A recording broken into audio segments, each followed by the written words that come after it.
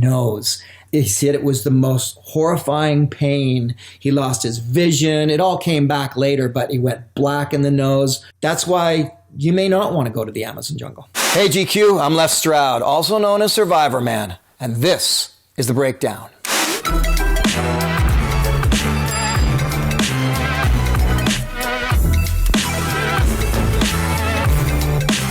First up, the movie Jungle. Gotta say, if you knew the whole story of Yossi Ginsberg and his time in the jungle, it just seemed like everything went wrong for him.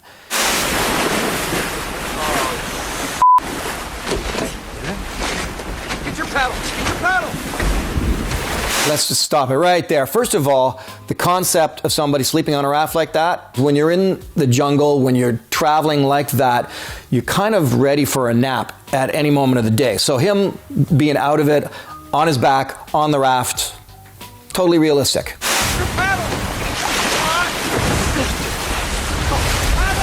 This is too strong! Kevin, what do we do? There's the beach! I'm a whitewater instructor, so I've been down many rivers that look just like that. You come to a lot of bends. If you have no experience to see the signs on the river, you have no idea what's coming right around that bend. It could be a calm, serene pool where you can pull out and sit on a sand beach, or it could be a 150-foot waterfall. I know what you're thinking.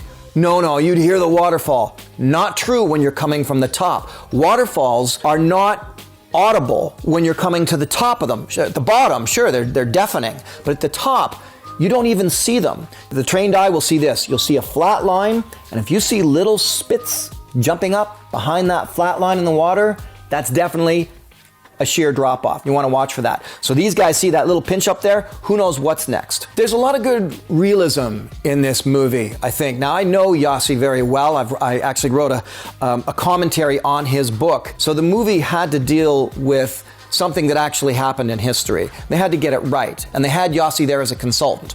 And this is why so much about this movie nails it when it comes to what the jungle's really like. So now you're on a raft, you're going down a huge set of rapids, and what you see in terms of escape routes and places that you can get out to go by like this, real fast. So it's not a matter of, oh, look, there's a beach over there, let's just paddle over to it. No, you see it, you're on it, and you're past it all within a split second. It's really, really tough to get out of a set of rapids when you're in the middle, let alone being on a raft, which you can't steer, you can't maneuver very well. You're at the mercy of the river at this point.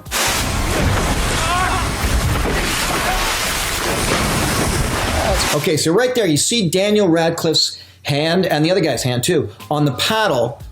I'm happy to see this, actually.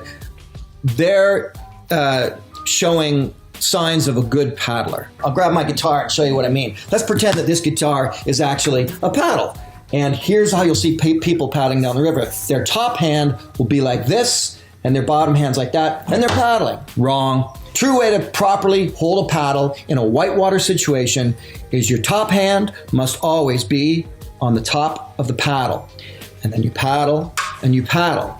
Now, if you want to turn the canoe, there's a way to do it called a J-stroke, where you paddle, you bend, and you kind of pivot out. Here's the catch. Here's how you know when someone's getting a paddle stroke right.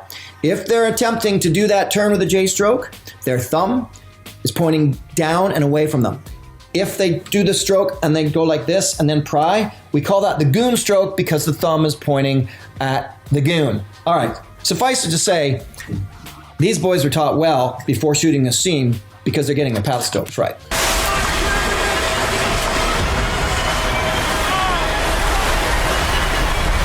Wherever they shot that scene, as they come to the opening there and you see the rapids and then it goes out of camera left there, well, I guarantee you that right after camera left was probably just a big flat pool. And then it's like, pull them out and go, okay, cut, next scene.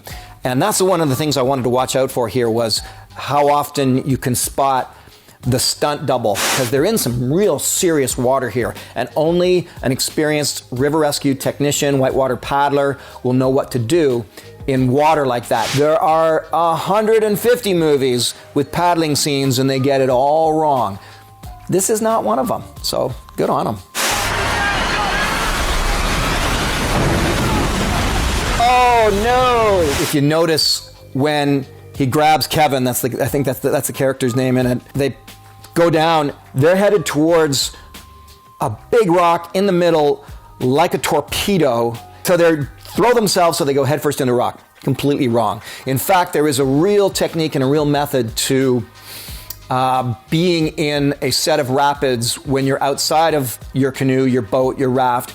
And in this situation, I mean, they had to basically prepare themselves for it, and they didn't. They went head first. Stupid. In all whitewater situations, you want to basically think about always feet first, and you do this with your arms. You always do this with your arms. So what are you doing? You're slowing yourself down. That's how you safely go down a set of rapids. Always want to be feet first so that your feet take the shock of the rocks and the branches. The kind of speed you're going to experience is it's just on the edge of scary.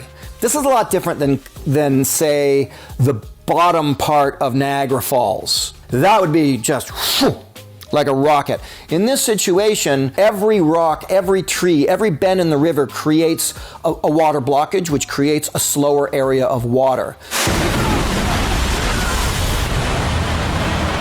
This is absolutely probably the most terrifying place to be. It's because the water that is coming down on that rock and on their bodies is like the force of somebody in a car with their bumper against your legs and they're pushing on the accelerator.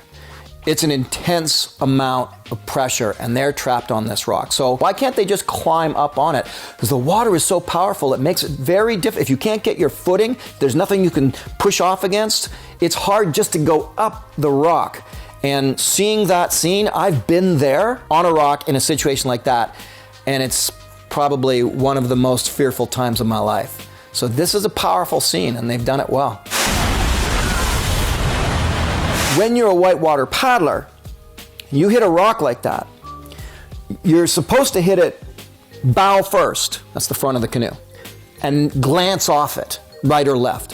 If you take that rock sideways, it's called breaching on the rock, and a canoe or a kayak will hit that rock sideways and will wrap around it. And once it's there, once it's wrapped around that rock, with all the force of all that water pushing on it, you can't get that canoe off without some very specific skills that you can incorporate. There are ways to do it, but you need a lot of rope and you need a lot of help.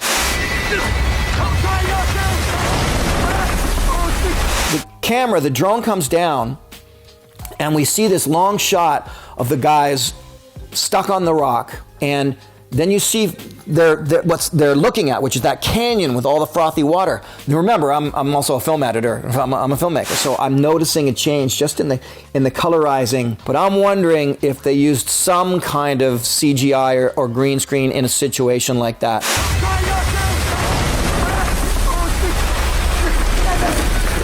Raft didn't break apart. They're still hanging on to it. And remember, on that raft and on those two guys is enough power, enough intensity of water that it's like somebody's holding them with a car with their foot on the gas pedal.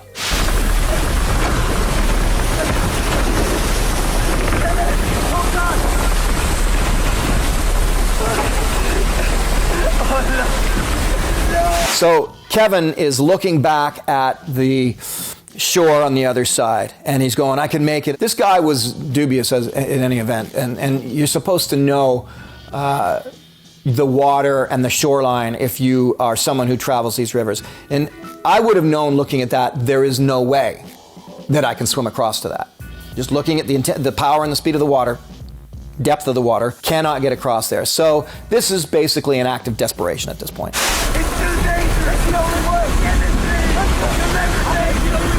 You don't have a lot of options in a situation like that, especially for the second man, for Yossi, who's stuck there. I think the thought that Kevin could take the machete and make a rope and throw it to Yossi, that's about it. It's a last-ditch effort. He should have taken the machete and swam with it, kind of hold it like this and swim with it. Anything but say, throw it to me after I get over there. I love that, just that terrified look of Daniel Radcliffe as Yossi looking ahead, and that's all you see. When you're in a situation like that, you don't see anything pretty. You just see frothing white water, black water, gray water, and it's very scary to see that. You're stuck in the middle of a washing machine, and you're sure you're going to drown. By the way, drowning, one of the most painful ways to die.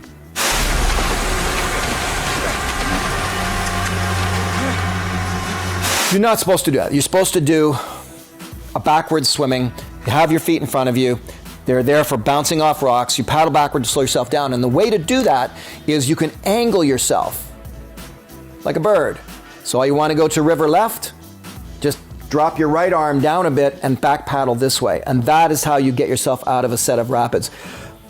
Paddling straight forward with the front crawl and the likelihood of you smashing your forehead onto a rock is very high and very, very dangerous. The whole thing about trying to swim in a set of rapids or get out of a set of rapids if you dunked in them, it's all about entrapment.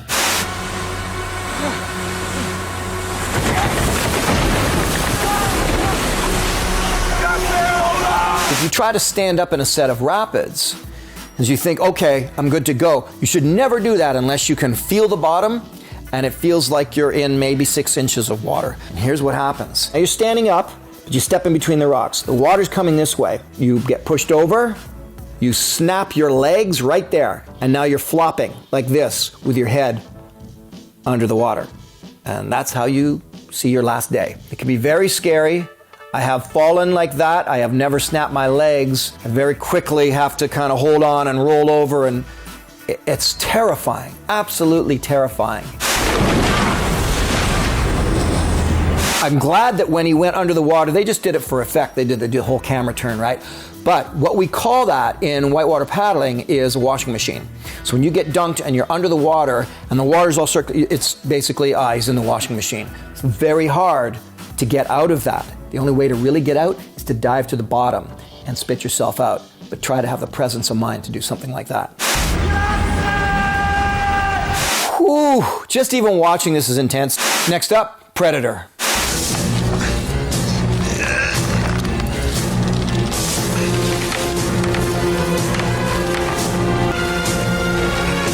I know Arnie's strong, but this strong? It's kind of stretching it a little bit. Those trees are pretty powerful. So normally you're going to need like a bulldozer to get that tree to bend over like that. But, you know, these guys are really strong.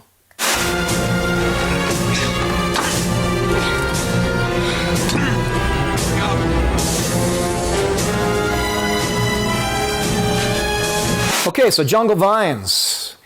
Yeah, I gotta say it works. I've been blown away at times by how strong and how readily accessible vines are in the jungle and the way you can use them. And you really rarely have to make rope out of something in a jungle. Often the vines are just there and they suffice really well. So this is good.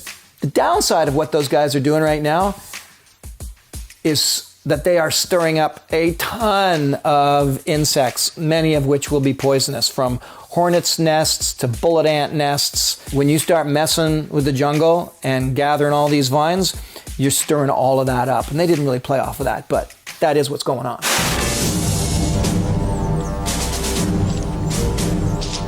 You really think this Boy Scout bull is gonna work? It can see our tripwires. Maybe it can't see this. Instead of complaining, maybe you should help. We got us a group survival situation, and often there is the negative Nancy, the person who is just like going, yeah, come on, this isn't going to work. That's the person you need to give a job to do, and that's kind of what Arnie's character did right here. When I first started in survival, there were a lot of things that they seem a little geeky at first, you know. But once you get into it, you realize that they have their basis in just really great skills. Here he's joking, calling them Boy Scout bullshit, but sometimes it's that Boy Scout bullshit that'll save your life. Wow, that is a messy tie job on that rope.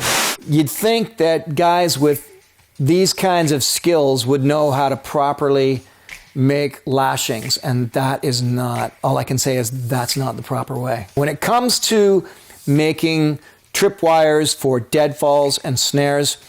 That's a whole field in itself. You've got to learn your knots and your rope, or you know how to utilize vines. It starts with knife use. So now you know how to carve things and make little things. Then you have to understand the creatures you're going after. There's a lot involved with knowing how to make an animal trap. Deadfall is a way of capturing an animal that you might want to eat. Now you can do that by getting a large object, setting up a triggering mechanism, and when that trigger is tripped by the animal, the rock or the log falls down, kills the animal, you got yourself dinner. A snare is basically taking a rope or a wire, and you need to put it in the area where an animal is traveling through. There's a lot involved in trapping. The thing about building anything in any survival situation is it's made better with gear. If you don't have even a knife to work with trees and wood and just about any material with just your hands, it can be done, but it takes forever, and it kind of takes a village. I think what I loved about the Predator films were that in the end, you realized it was a highly intelligent being, and that, you know, that reason was going to be the thing that enabled you to capture it. So in the real world, we go after animals based on instinct, almost entirely on instinct, but sometimes they think.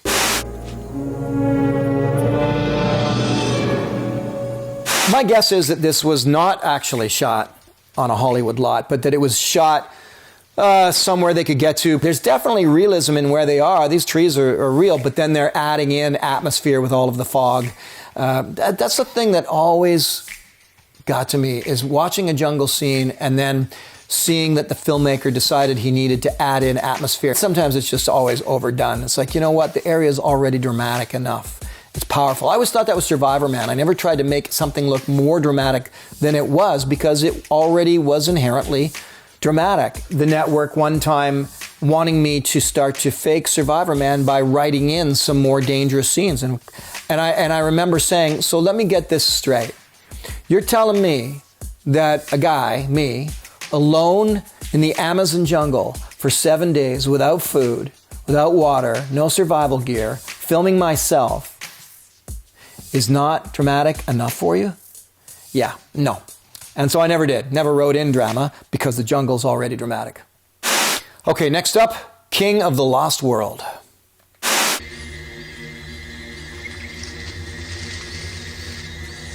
Basically, that's a fogger machine that they've got down on the ground there somewhere for that mist blowing by. I've been in the jungle a lot of times.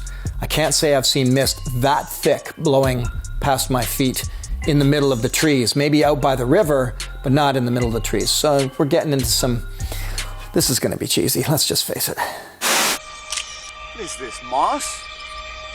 Okay, so I'd really like to know how many people would see a spider web and ask, what is this moss, with a question mark?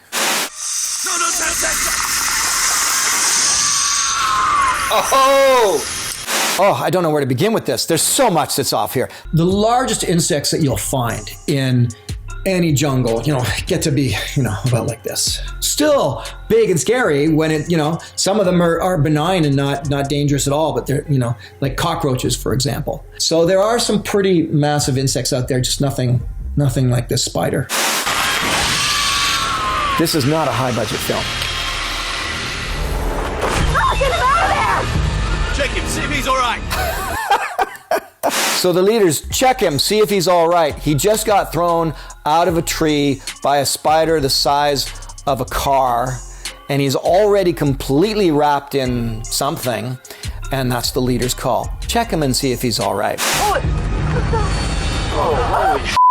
my God. Whatever chemicals are in that spider to eat away flesh, notice how nice and clean the eyeball is, though? You'd think that the chemicals from the spider that completely dissolved the flesh this quickly would have done something to the eyeball as well, but you had to have that eye.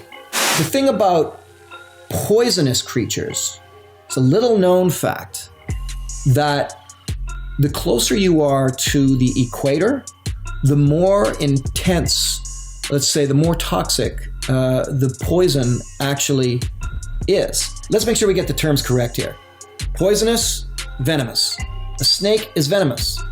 A spider is venomous. They can inject the venom into you. Poison is something you ingest. So we often just conflate those terms and say, oh, it's a poison of such and such. It's not poisonous. It's venomous. Let's get that right. The problem with being bitten or stung by just about anything is that the likelihood that you will have what you need to take care of that venom that's gone into your system is pretty close to nil. You can carry snake, anti-venom, but then you have to get bitten by that snake that you carry the anti-venom for. You have to administer it perfectly or you can kill the person. And if you're out in the jungle, most of the time you're just going to have to try and hopefully live through it. In some cases, you won't. Here's the thing about my time in close proximity to anything that can attack me, sting me, bite me. Nothing has ever happened to me. But mostly it's because when I'm in those situations, I'm really cautious. For example, there's a difference here in how you step on or over a log. Now in Canada, I might step over a log. Why? Well, if I step up on it and it breaks, I could snap an ankle. However, in the Amazon jungle, I don't do that because if you step over a log, that's where snakes like to lie. You stand on the log and then you sort of jump off of it. And that is a safer way to make sure you don't get bitten by a venomous snake in the Amazon jungle. Yeah, because spiders hiss.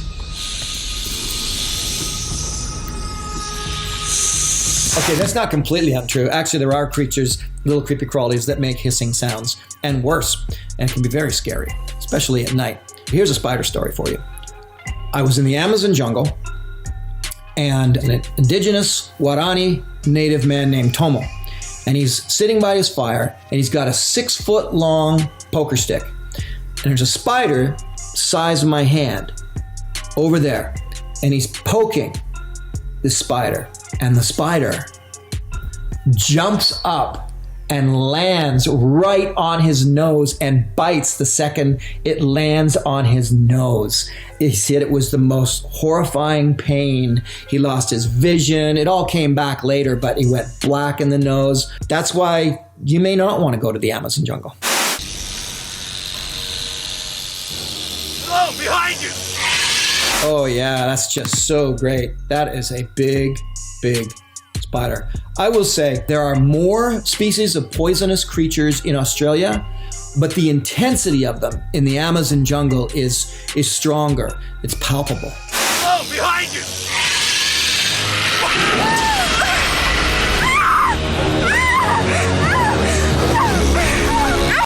Okay, she's not actually screaming. Boy, this is some bad editing. Why is it always the girl that has to fall and scream? Why don't they have like a guy fall? And I'm not talking about like the ditzy guy. Like, why don't they have like the hero fall and scream just once?